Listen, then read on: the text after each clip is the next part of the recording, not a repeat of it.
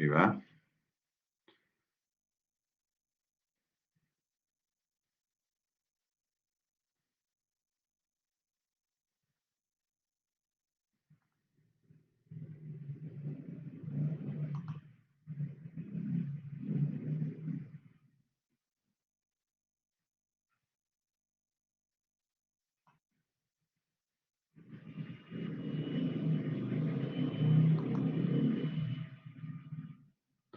Por favor, ¿se ve? Sí, doctor, sí se ve. Ya, listo. Ok. Vamos a dar índicio a la reunión de hoy día. Nos han encomendado trabajar con ustedes el síndrome de atelectasia pulmonar. Sobre atelectasia pulmonar hay que decir primeramente la definición, ¿no es cierto? Entonces, hablamos de atelectasia pulmonar cuando existe el colapso de una región pulmonar periférica, segmentaria o lobar, o bien todo un pulmón. Esto puede ser en forma masiva o puede ser solamente de uno de los pulmones. Entonces, atelectasia, colapso pulmonar. ¿Qué motiva que haga este colapso pulmonar? La imposibilidad del recambio alveolo capilar, o sea, el recambio gaseoso. Por lo tanto, el área que se colapsa, sea segmentaria o sea lobar, va a comprometer toda esa área porque desaparece el recambio alveolo capilar. La telectasia no es de origen primario, la telectasia es una consecuencia de otros problemas o noxas que atacan a los pulmones, ¿no? Los trastornos pueden ser de origen primariamente pulmonar o también extrapulmonares. Por lo tanto, hay que valorar la telectasia como un síndrome que se produce por causas otras de origen primario, ¿no? Es muy frecuente valorar atelectasia pulmonar en niños pequeños. ¿Por qué? Porque la atelectasia en niños sucede por una predisposición. Recuerden que el tronco, el árbol bronquial, toda la zona es de corta distancia y por lo tanto cualquier lesión que afecte áreas primariamente traqueales o bronquios mayores puede colapsar totalmente uno de los pulmones. Lo que no sucede en los adultos las consecuencias que por la que haya atelectasia pulmonar pueden ser una debido a traumatismos, a cosas graves que ocasionen casualmente el colapso de un área pulmonar. Eh, También hay que decir que la mayor forma en la que se colapsa un pulmón, ¿no?, se observa en niños. Les decía que la atelectasia era un síndrome secundario a otro tipo de problemas. Pues bien, acá tengo un cuadro en la cual colocamos nosotros la clase de atelectasia que puede observarse de acuerdo a la etiología. Primeramente, la de obstrucción y la otra es por compresión. La primera es intrínseca, o sea, intrínsecamente los bronquios se obstruyen, o la otra, que es por compresión en forma extrínseca, de afuera hacia adentro, comprimen también y producen colapso. ¿Qué causas puede haber en la forma de obstrucción? La intraluminal. En la intraluminal puede haber un cuerpo extraño. El ingreso de cualquier tipo de cuerpo extraño, sobre todo en niños pequeños, es muy frecuente que produzcan esta telectasia. Como trastorno secundario de una tuberculosis, sí. Como trastornos de secreciones producidas por patologías como son fibrosis quística, bronquiectasias, absceso de pulmón, bronquiolitis en los niños, laringotraqueobronquitis aguda, el propio asma o elementos posoperatorios de cirugías del área, en esta área torácica, pueden ocasionar aumento de secreciones que producen un tapón mucoso. Y este tapón mucoso puede ser causa de la obstrucción. La neumonía, en un momento determinado, ¿no?, en una neumonía grave que abarca amplios segmentos del pulmón, puede ocasionar también atelectasia. También puede haber dentro de obstrucción los extraluminales. En este caso, las adenopatías de origen infeccioso, ¿no?, de tipo agudo, y la tuberculosis también extraluminal, fuera del pulmón, puede ocasionar este tipo de problemas. Los problemas vasculares, las malformaciones vasculares, los anillos vasculares, los aneurismas que súbitamente aparecen, pudieran ocasionar desaparición de la luz traqueobronquial y producir casualmente problemas de atelectasia, ¿no? Los tumores mediastínicos, los tumores que están fuera del pulmón propiamente dicho, también pueden ocasionar problemas que terminen en atelectasia. Las malformaciones congénitas, de todas maneras, cualquier malformación congénita que esté en el área de los pulmones pudiera en un determinado momento ocasionar este síndrome. Después tenemos, les decía, la atelectasia por compresión, o sea, típicamente por compresión.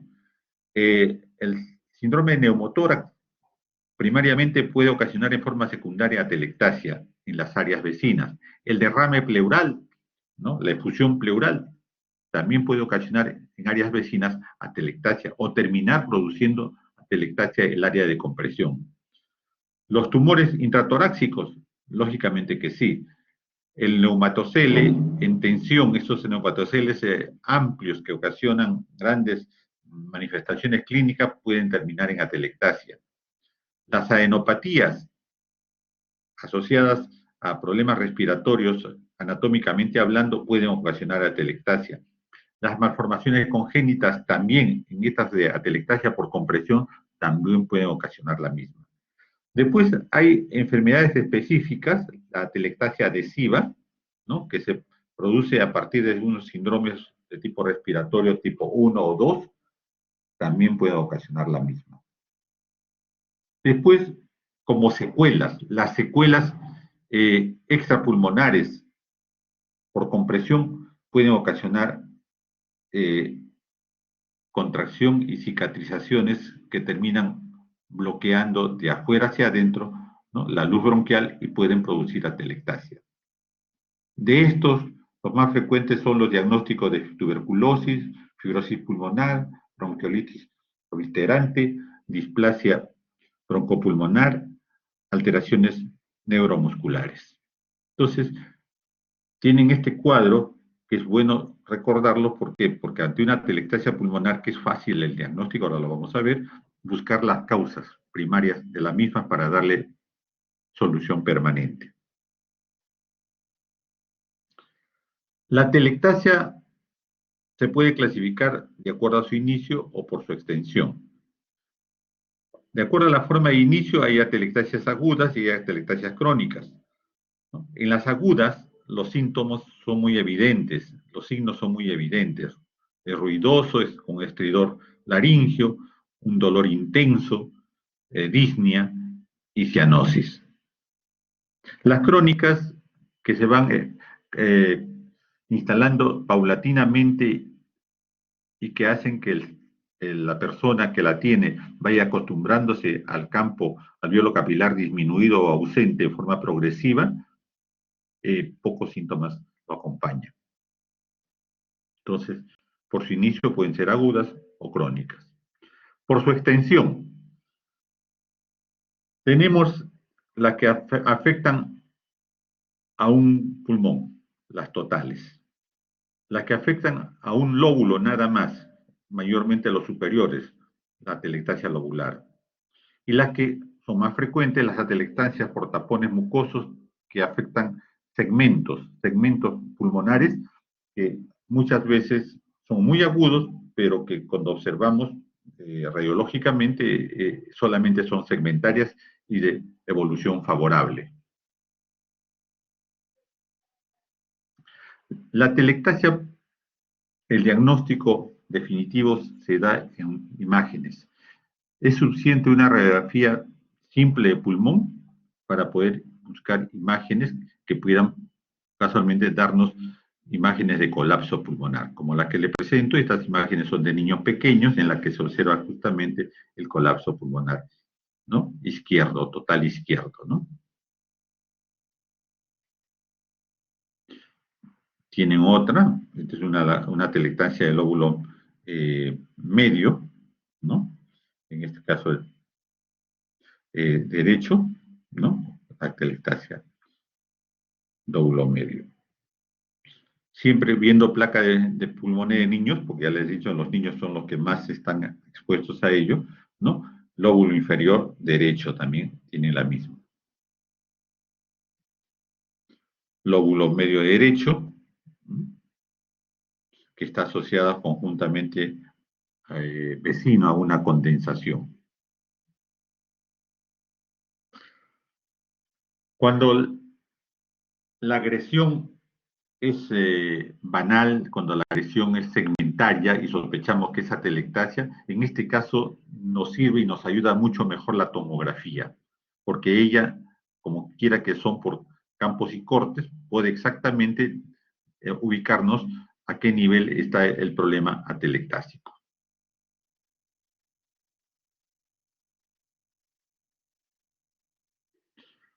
Igualmente, ¿no? Un problema neumónico asociado, esta es una placa ya de adulto, ¿no? Que está asociado justamente al colapso pulmonar, ¿no? Vecino del lado derecho.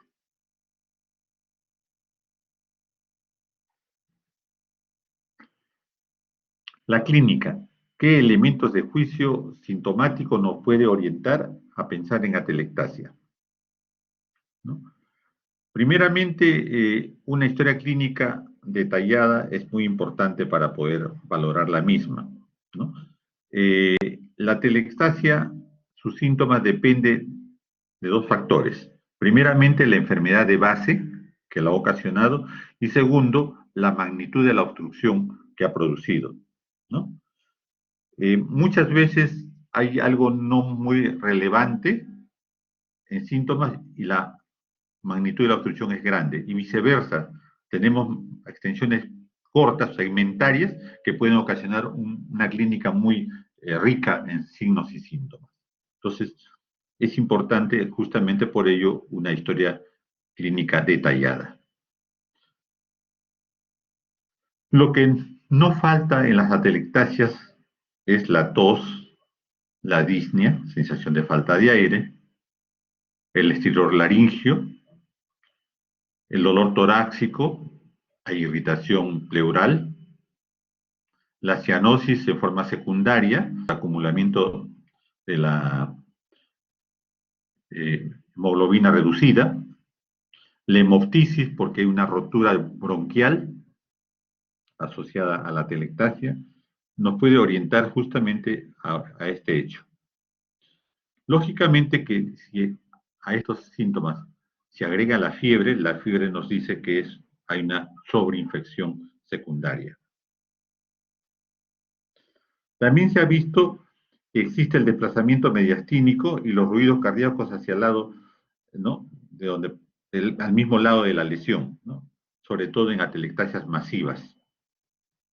Esto del desplazamiento del mediastino, lógicamente, es imagen radiográfica.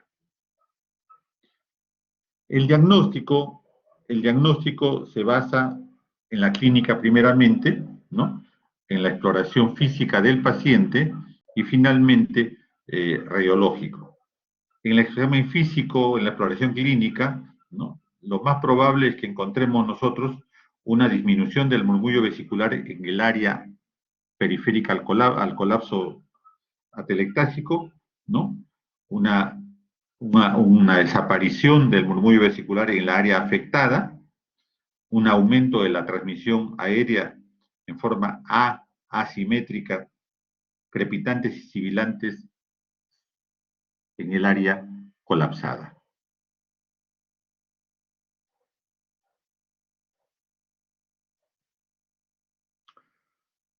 En las atelectasias totales o lobulares, generalmente se observa retracción torácica en forma conjunta en los espacios intercostales. Puede asociarse rápidamente los tirajes. En los elementos de atelectasia pulmonares que pueden ser lobares o totales del hemitórax, puede observarse lo que se llamaba el signo del Petris invertido. Asociada a este examen, vamos a ver, como les decía, los tirajes, dependerá si el colapso es superior, será tiraje clavicular. Si el colapso es medio o basal, los tirajes serán en esa área, periférica a esa área. Depende el colapso del área pulmonar afectada. A la palpación, al no haber pulmón, lógicamente, ¿no? En la palpación habrá disminución y retardo de la excursión respiratoria en el área y disminución y abolición total de las vibraciones vocales en la área afectada. También se puede observar que hay una desviación inspiratoria de la tráquea, ¿no? Cuando se palpa la zona, justamente en inspiración profunda, observaremos clínicamente que la tráquea tiene una desviación. A la percusión, al no haber parénquima pulmonar, lógicamente hay matidez. Pudiera haber, por la asociación vecina, una submatidez timpánica, sobre todo en los lóbulos periféricos que hacen tensión para suplir el área afectada. En este caso habrá una sonoridad paravertebral al nivel del colapso, no dentro del colapso, porque la matidez es lo que hay, pero en el lado periférico puede haber una sonoridad aumentada, esto es paravertebral. Generalmente esto sucede en las atelectasias del lóbulo superior. En la auscultación no hay murmullo vesicular, lógicamente que sí, no lo hay, ¿no? Y pudiera estar asociado a ello un soplo bronquíquico un poco alejado, que pudiera sugerirnos todo un problema justamente de desaparición del área de recambio alveolo capilar. El colapso pulmonar puede localizarse en cualquiera de los lóbulos segmentarios pulmonares. Eso es muy cierto, ¿no? Los lóbulos inferiores, tanto derecho como izquierdo, son los que colapsan con mayor frecuencia. En los lactantes, vuelta el lóbulo superior derecho, por lo corto que es el bronquio, en los lactantes generalmente es el lóbulo superior derecho. Las técnicas de imágenes, radiografía simple de tórax anteroposterior, ¿no? Y lateral nos orientan a buscar imágenes compatibles con atelectasia. ¿Qué signos radiológicos pueden ir asociados a la imagen de colapso pulmonar? Primeramente, desplazamiento de las fisuras interlobulares, ¿no? De esto se refiere al sentido del pulmón colapsado. Puede haber una pérdida de la irrigación periférica a la parte colapsada, disminución justamente en esa área. Puede haber signos bronquiales y vasculares del área vecina al colapso. Puede haber un broncograma aéreo, ¿no? Se ve los bronquios muy simpáticos con todas las siluetas justamente en esa área.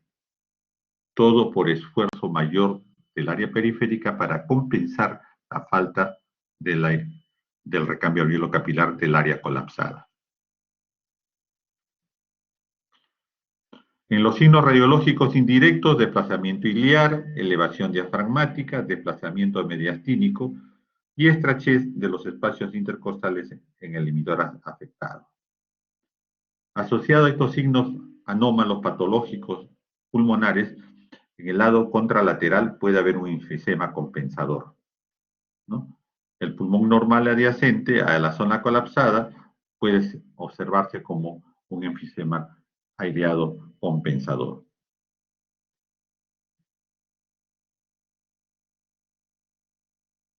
Imágenes radiológicas de la atelectasia del lóbulo inferior izquierdo, la frente y lateral.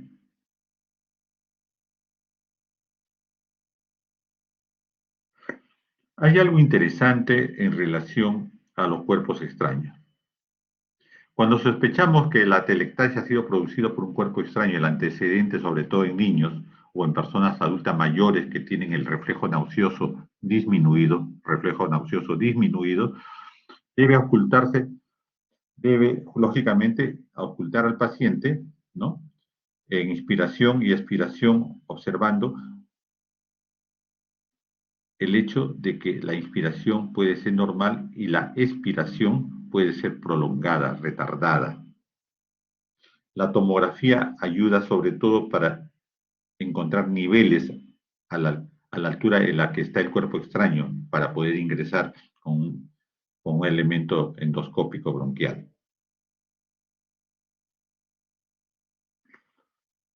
¿Qué exámenes complementarios para diagnóstico atelectásico pudieran ayudar sobre todo para descartar otras patologías? ¿No? Las pruebas diagnósticas de los electrolitos del sudor, ¿no? Los estudios inmunitarios, radiografía de senos paranasales, cultivo de esputo, valoración del tránsito esófago-gastrointestinal, ¿no? La espirometría con un test de broncodilatación.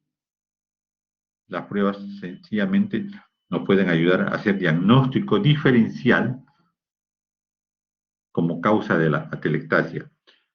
Ya les hemos dicho en el cuadro inicial las causas de atelectasia, pero los que más frecuente tenemos que buscar para hacer diagnóstico diferencial es la fibrosis quística, la tuberculosis, las inmunodeficiencias, las sinusitis, que pudieran simular ser las mismas, infecciones respiratorias agudas, la producción de fístulas traqueoesofágicas y el anillo vascular por manipulación en busca de diagnóstico, que muchas veces se hace con la endoscopía respiratoria, buscar el asma bronquial como una causa final de un problema mayor, ¿no?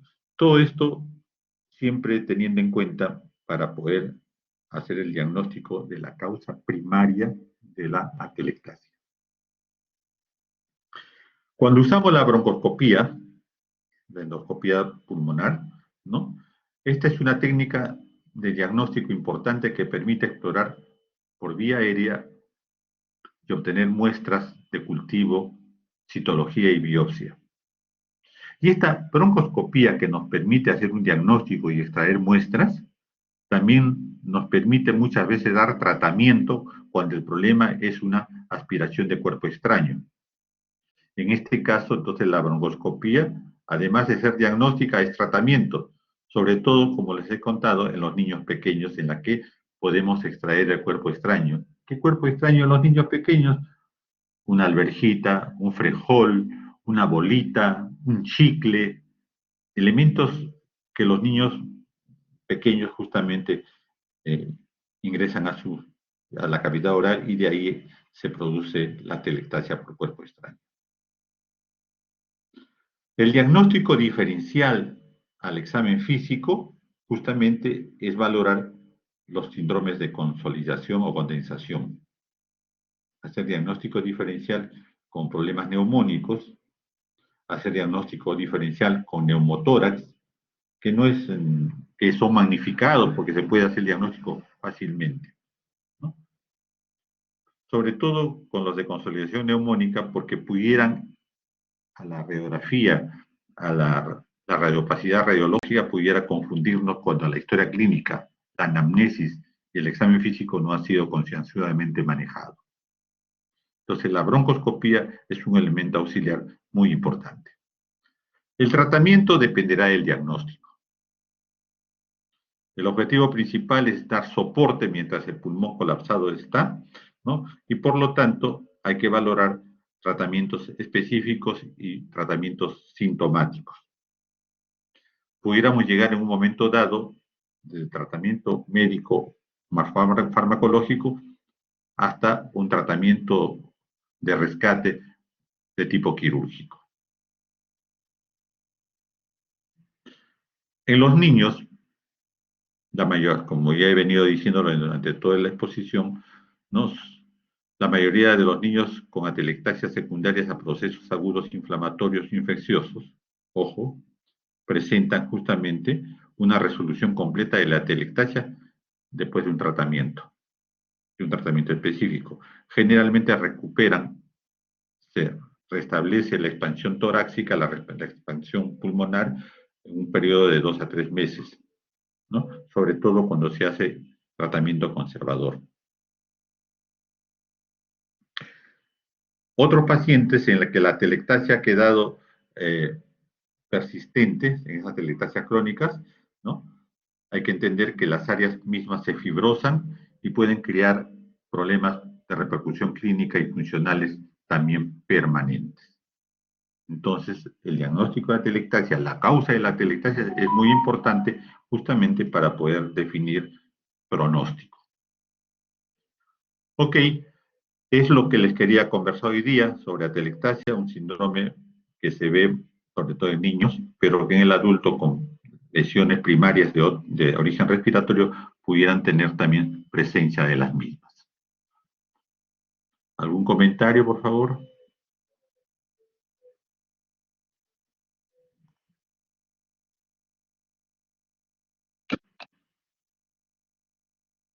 Ok, entonces estamos en coordinación, siempre cuidándose muchachos, ustedes para cuidar a sus padres, a sus abuelos, a sus familiares con problemas colaterales. Hasta pronto.